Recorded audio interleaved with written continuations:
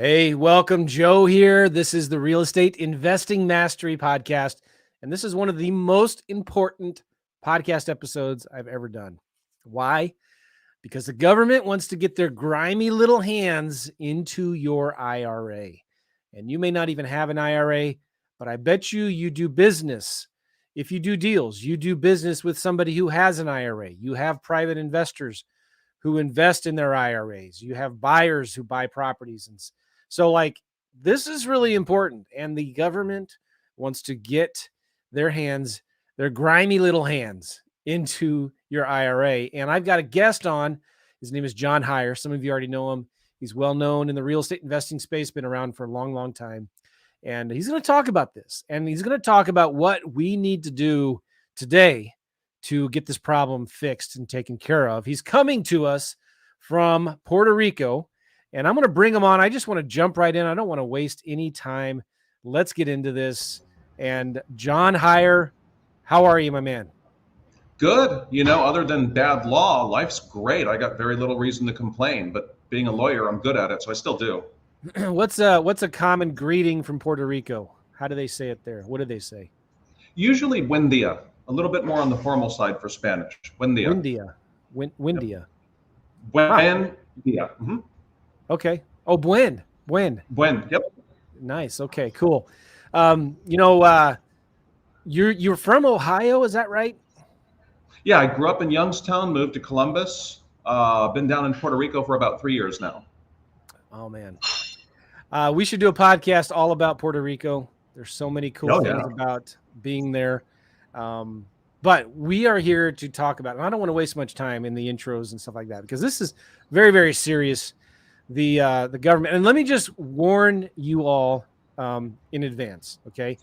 If you are a left-leaning socialist, I love the government. I think we should have more government. I think we should tax more and spend more. You are in the wrong place. So you will be offended. I promise you. John is very good at that. Okay. But we're going to be as nice as we can here because John is he's a friend of investors. He's an attorney. He understands taxes. He understands the IRAs, and he is one of the nation's premier experts. And this is an important issue. Even listen, guys, don't tune out if you don't have an IRA or a self-directed IRA. Okay, don't tune out. This is important that you understand what's going on here because you have friends that are, and you need to share this podcast. You need to share this YouTube video wherever you're watching this on Facebook or YouTube. You need to share this. And by the way, too, we're live right now in the YouTubes and the Facebook. So if you have any comments or questions for John, type them in, and we will get them up to John here in a minute. All right. Cool. Was that a good introduction? Was that fair, John? That's great. Now, as usual, you're very polite and understated and soft-spoken, so things haven't changed much. This is destruction of IRAs, people. This is the destruction of self-directed IRAs, and it's just the beginning. You all have a dog in the fight to fight for freedom, whether it's economic freedom or otherwise. You have a direct dog in the fight if you have IRAs or you use money from them. You have an indirect dog if you'd like to see the economy continue to prosper, because what this is an attempt to ban most self-directed IRA investing and force you from Main Street into Wall Street. That's what this really is. And it's just the beginning. You know how these people are. They will not stop. They have to stop them here or we will be fighting them elsewhere. And it's not exaggerating. They're looking to eliminate self-directed IRA investing. Let me tell you how this came to be, and then we'll get into the details of it. We'll talk about what is a self-directed IRA, first of all, and then talk about how this all came to be. So there are different types of retirement accounts. And the good side of them is that you invest in them. If you do it right, it can be almost entirely tax-free. And this is especially good for people who all they're going to do is reinvest in their business anyway. In other words, once you have enough to live on, you might as well invest for the different types of retirement accounts because it compounds and grows tax-free. And if it's a Roth style account, you get the money tax-free. Now, if you compound that, I once did, I'd have to go find my old spreadsheet. I did an example of a person who flipped 10 properties once a year for 10 years and then invested at a 12% return for, I think it was another 10 years. And the difference doing it tax-free versus taxable, at the end of 20 years, one account was 1 million, one account was 4 million. and the income from the 4 million account kept coming out tax-free. Yeah. So I don't know what the net present value of that is, but it's massive. Yeah. Sure. So optimal way to invest, massive tool. And by the way, highly regulated. It's not like it's the Wild already. West. Yeah, there are really complex rules, prohibited Yep. transaction rules, UBIT tax, et cetera, that you have to follow to do this right. So it's not like it's the Wild West out there. They're very, very heavy. And that's an important point to make here. Some people who don't understand what they are think that it is the Wild West and you can just do whatever you want and get away with whatever you want. But that's not the case. There's already a ton of really strict rules and a lot of real strict penalties if you don't do it right, correct? Oh yeah, yeah. If you do what's called a prohibited transaction in your IRA, the IRA ceases to exist, and you get taxed on everything that's in there. That's a disaster. So we're really careful about following those rules. And it's a real bait and switch. I mean, this has all been in place for at least 30 years, and people following the rules, building a retirement outside of Wall Street, investing in what they know and in who they know, something that they feel safer with. And by the way, typically do get better returns. There were some statistics out there that self-directed investors get way better returns than average investors. So it's really a way to build wealth tax-free. And now they're about to pull a rug out from under us. And you know why they're doing this? We're getting great comments in here. Yeah, it's all about control. They don't trust us to know what we're doing. I mean, the government obviously knows better than we would. Oh, as they've demonstrated amply and recently, constantly, just how much smarter they are than everybody else. We'll leave COVID out of this. We'll leave COVID out of this because that's going to derail this. How about Afghanistan? I mean, if you're going to leave, we can discuss whether we should leave. But if you're going to leave, maybe that wasn't the way to do it. Maybe. Et cetera, et cetera. Right, Here's how this happened. Real short story on how it happened. The IRS said in 2009, they want to ban self-directed IRA investing. This is in writing. And the reason they wanted to ban it is it was just too much work. And you can tell it was too much work because they didn't catch Peter Thiel. He's the big excuse to go after accounts because he started with 2,000 in a Roth IRA, grew it to 5 billion, and it was sketch, right? If I were the IRS auditor, granted, I'm competent, but I wield a blue lightsaber instead of a red one, so I'm not an auditor. That distinguishes me on several counts. But a competent IRS auditor could have pulled that apart without going into details. But that's the excuse. It's not a coincidence that the IRS leaked his data, among others, right when they wanted to pass this law. So we've got a power-hungry organization that is very political and wants a lot more power. So what did they do? IRS staff talked to Ron Wyden, communist senator from Oregon, who happens to be in charge of the Senate Finance Committee that does tax law. They talked to his staff and said, we don't like this. And Wyden's people said, well, being a bunch of socialists, we don't like it either. It's not fair. It's just not fair. We don't like it. It's not fair. That's literally what they tell you when you call the office. I'm not kidding. And so they talked to the House staff and they stuck it in this 800-page bill, hoping nobody would catch it. Of course, most of the Congress critters, representatives and senators, don't understand what's in there. And my goal is to help motivate people because it does make a difference with some people. Like if you write to your commie senator, they probably aren't going to care. But the moderate Democrats that do have a lot of power right now, I think they do care. Yeah. I think if they knew what was in this bill and how it hurt people in their districts, they would think twice about it. In fact, we're starting to get some responses from them, but we need to really fight and make some noise. And it's not that hard to do. And we'll get into how to do that. But I suppose let's talk about what is this? What is so horrible about it? And before we get on, I'm going to give this URL all throughout this little podcast that we're doing here. But I want you guys, if you're fired up, which you should be, I want you to go right now to handsoffmyira.com. Handsoffmyira.com. All right. We'll give you that link again here as we go through this. But what were you going to say, John? Sorry to interrupt. Oh, yeah. First of all, it's all there. We explain what the bill is. We give you links to the bill so that you or your accountant can read it and decide for yourself if I'm full of it or accurate. And we give you action items, including sample letters to fax, email, and send. We also give you a list of people to send it to, not just your representatives, though you certainly should communicate with them, but also with other key representatives. So we have to make a lot of noise. Here's the problem. In those 800 pages, Congress is screwing a lot of people, and a lot of them are bigger and more powerful than us. Mm-hmm. So we're getting drowned out since there's so much noise from so many people squealing. We need to be heard. And for us, the only way to do it is sheer numbers. So even if it doesn't directly affect you, let's say you don't have a self-directed IRA, it indirectly affects you. Funding, economic freedom, allowing them to pull these kinds of dirty tricks, the overall economy, people you know, maybe perhaps like, that use these accounts either to raise money or to secure their retirement, it's just wrong.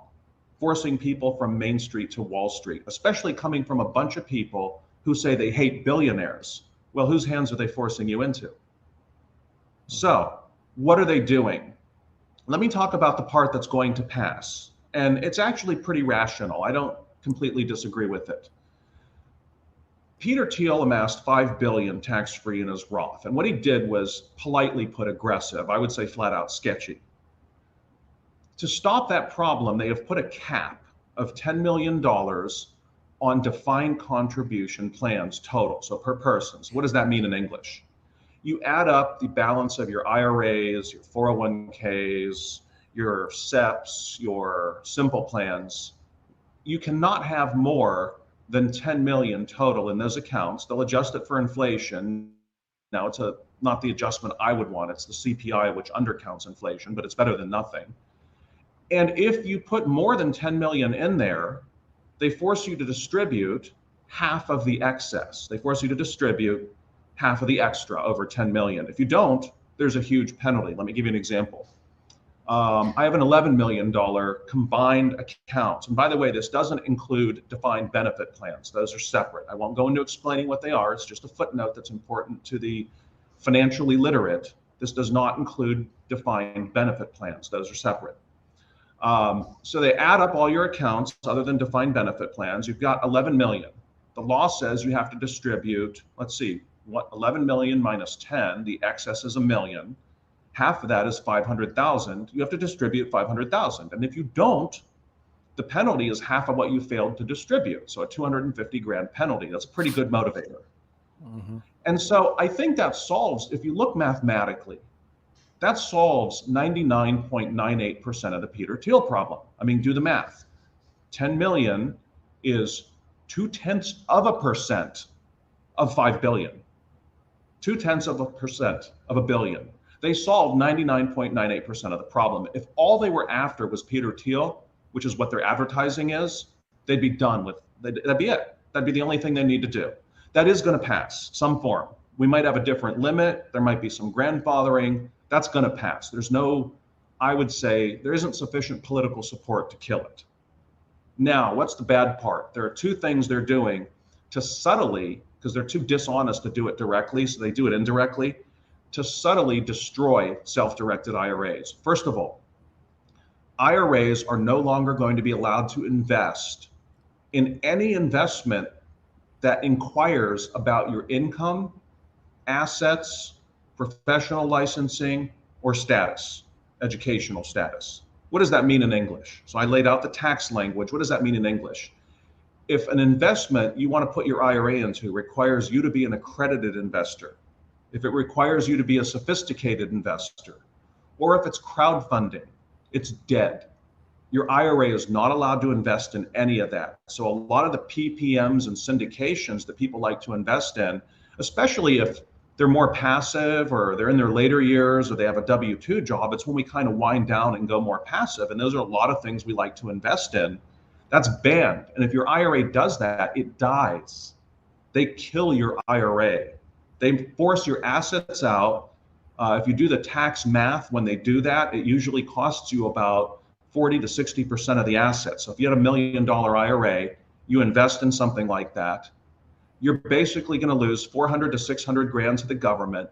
Whatever's left is in your name and no longer tax sheltered. Now, if this does pass, is it going forward or is it retroactive on any current existing self-directed IRA?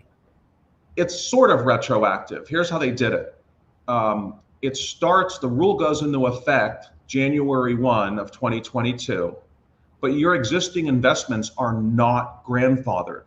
If you have existing investments in crowdfunding or something that require, your IRA has an existing investment in something that's crowdfunding or required you to be an accredited or sophisticated investor, you have 2 years to exit, no exceptions. 2 years you have to exit. Or they destroy your account. Wow. 2 years, that's it. So what's that mean? A lot of fire sales for projects that are longer than 2 years, or people making heavily taxed distributions from their IRAs to get the investment out of their name.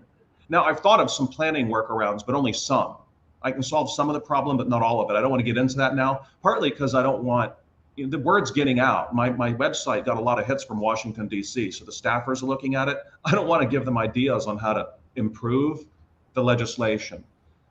This is pretty serious. I mean, think about how many people do you know that raise a lot of money from IRAs? Well, a lot, and good friends from Bigger Pockets, which is the largest kind of real estate investor podcast and community.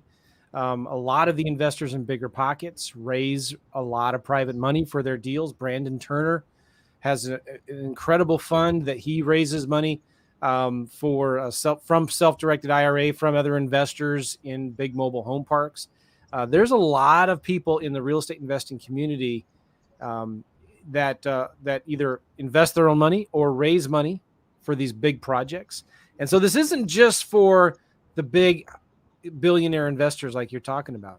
It's for the everyday mom and pop investors. That's who they're actually really targeting. I mean, the hypocrisy of saying they're going after Peter Thiel, and it's not about raising revenue for the government, because this only raises like 180 million per year. That was with an M, 180 million in the context of the trillions they're spending. Yeah. This is not about getting Peter Thiel. It's not about raising revenue. It's about control.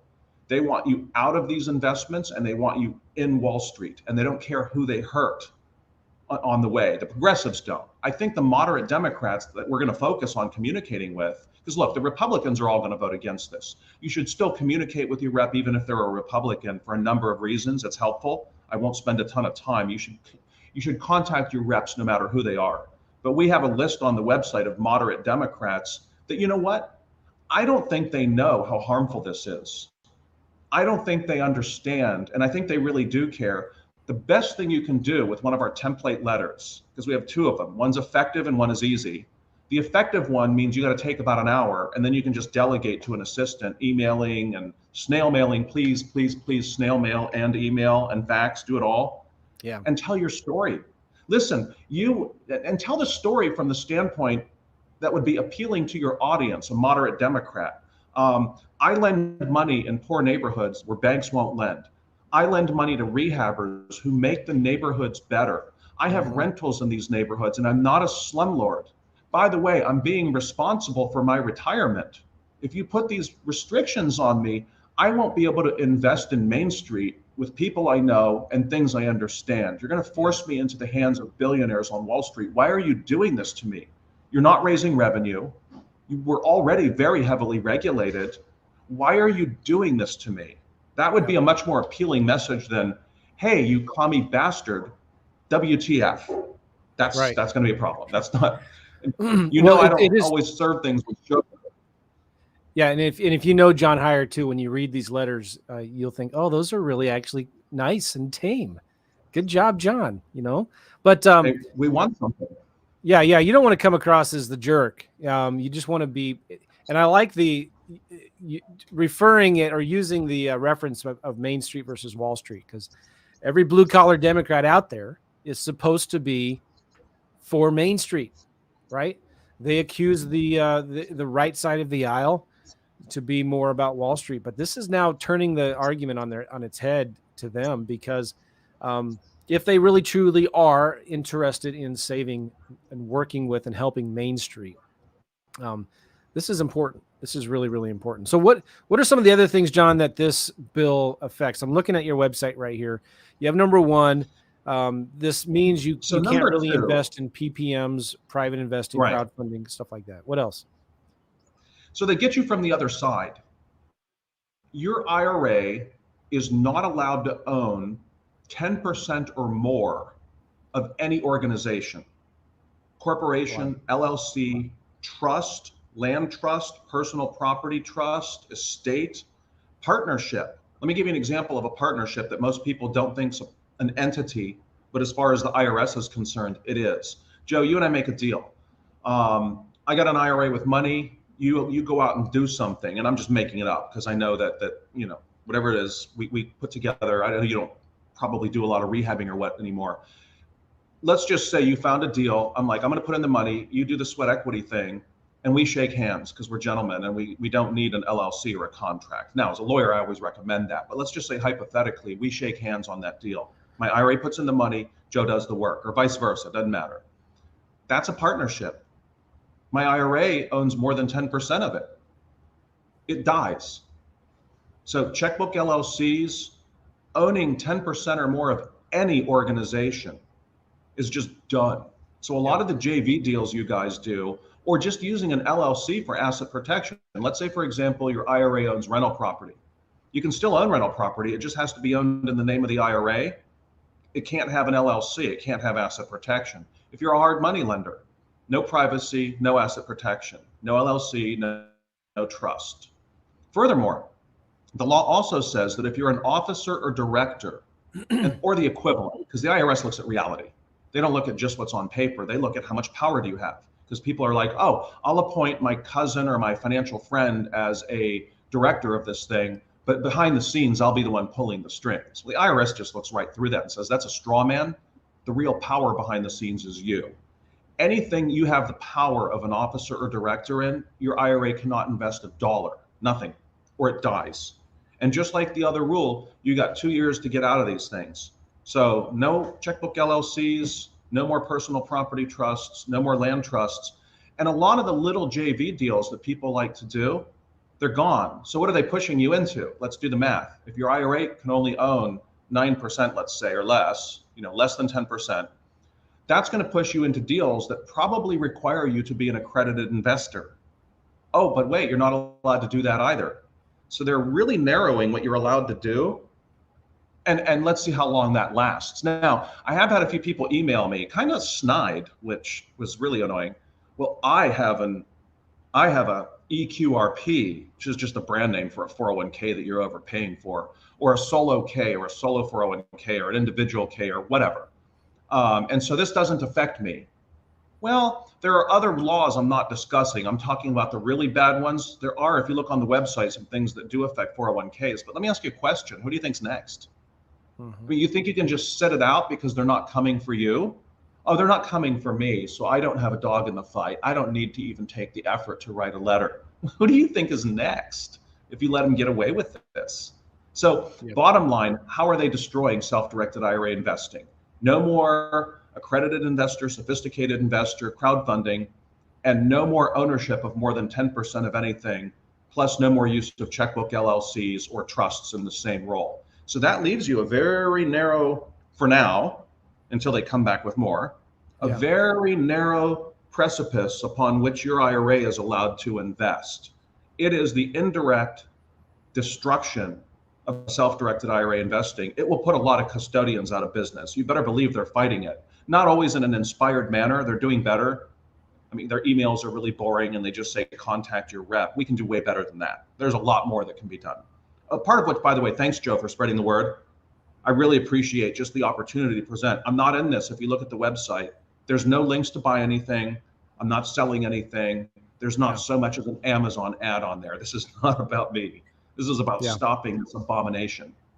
And time's of the essence, right? I mean, this isn't something that we're talking about a year or two away, is it?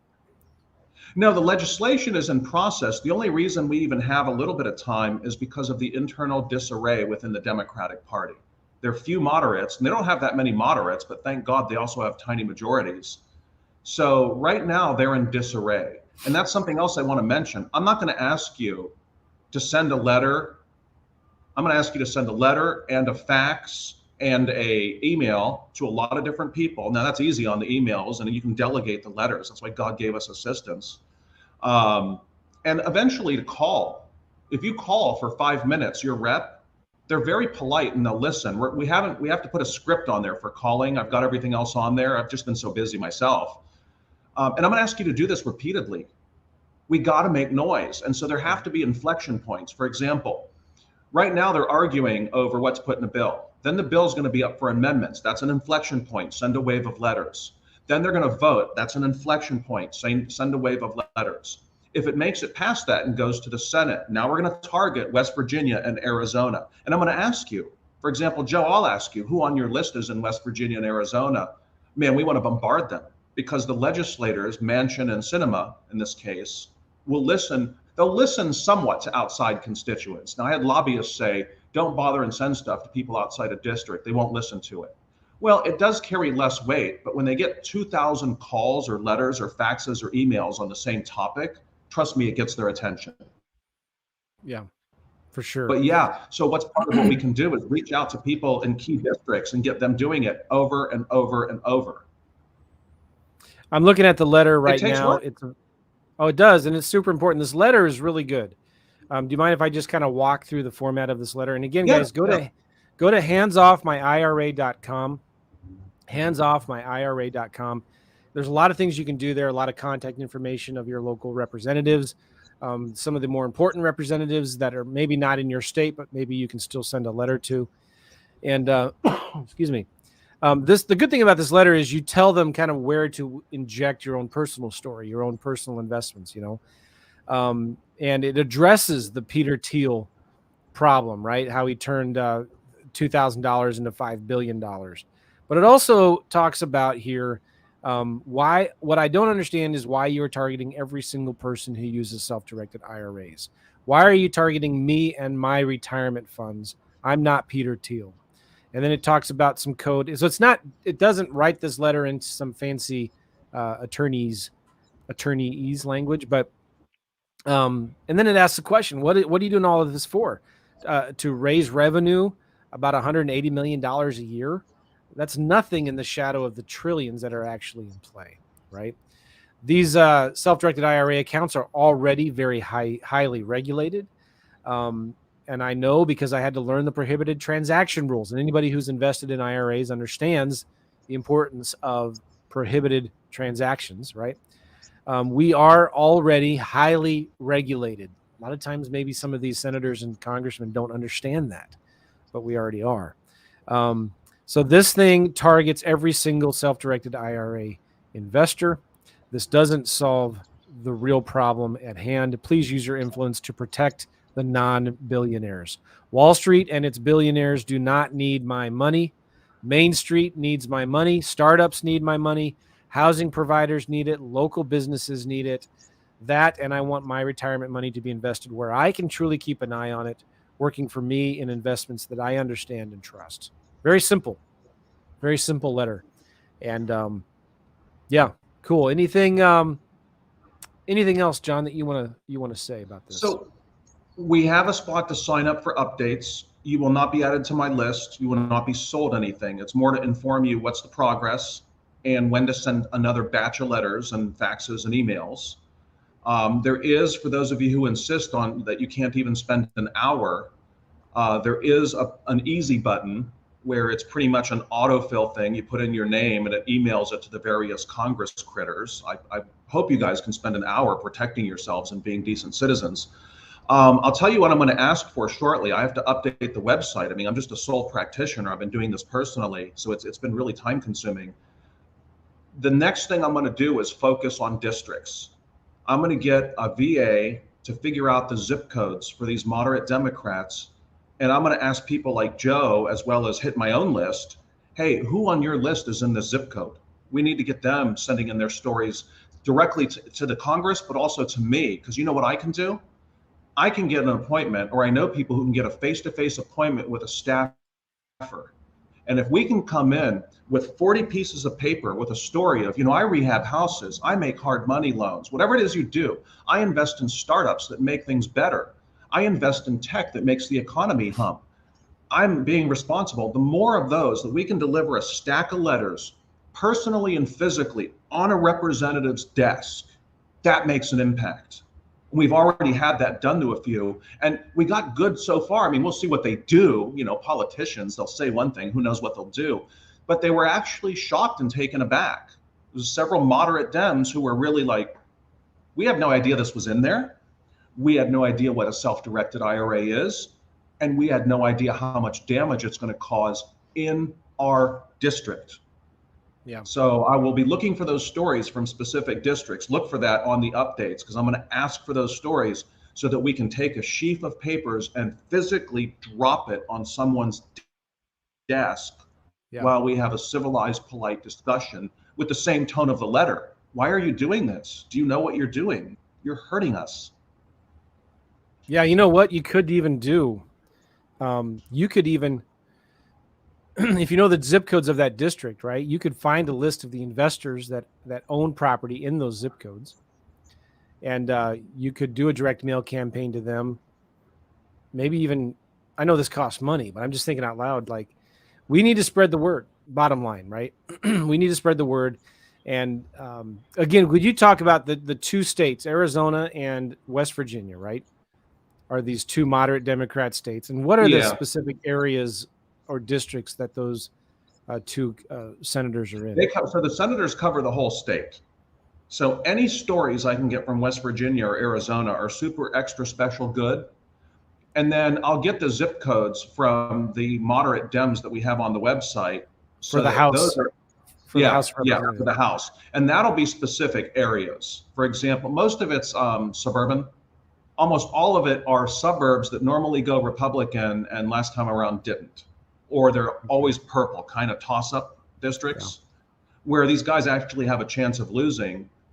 But they're also, I really do think, philosophically more moderate. So it's political imperative. They want to win.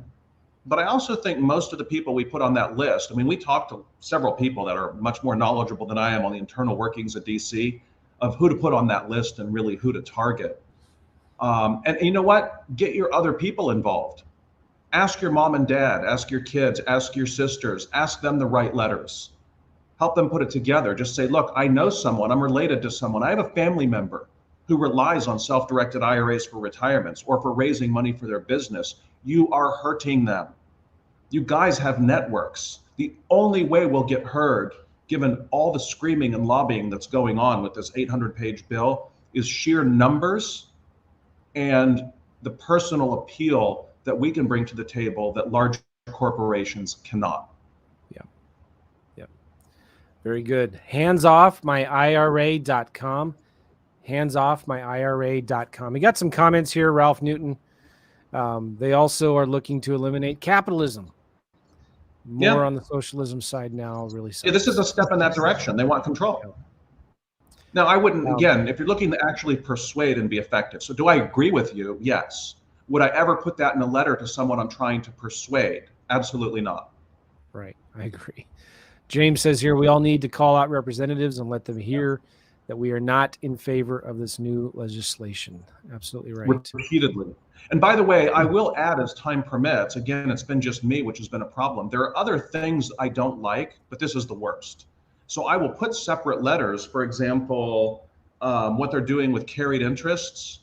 You know, so there are other tax things without going into the weeds, because I understand with tax stuff, people's eyes start to roll to the top of their head and then their head hits the keyboard, and that's not the goal. There are other things, you'll see other letters, you know, for example, the IRS being able to monitor any bank account that has more than $600 of activity. That's crazy. That's an insane breach of privacy. Giving them $80 billion more dollars to just come and audit you more. That's lunacy. That's just, you know, because maybe I just missed what you said, or maybe it triggered something in my memory. I heard there's some kind of thing in this legislation too that is giving the IRS permission.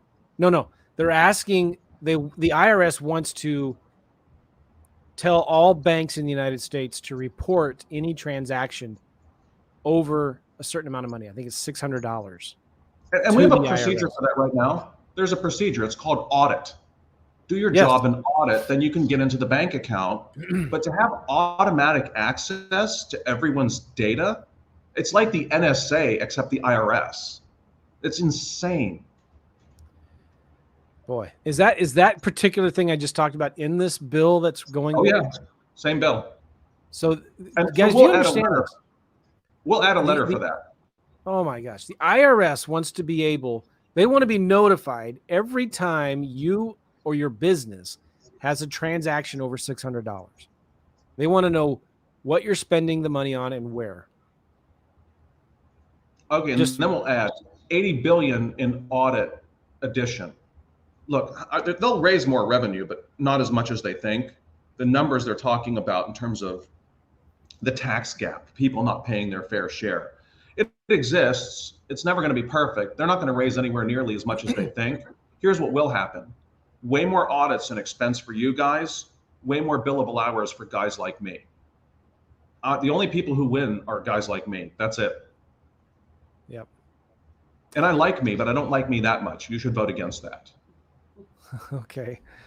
If you guys go to handsoffmyira.com, send a couple letters at least. There's also a place where you can put in your name and email, and you're not going to be spammed.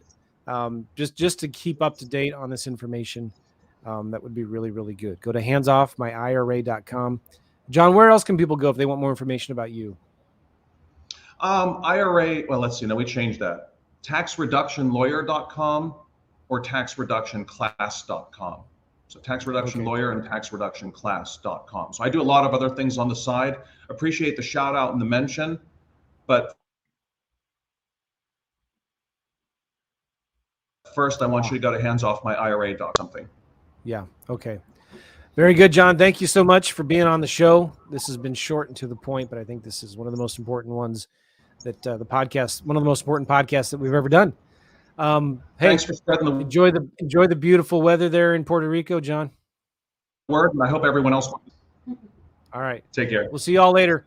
Take care, everybody. Thank you. Bye-bye.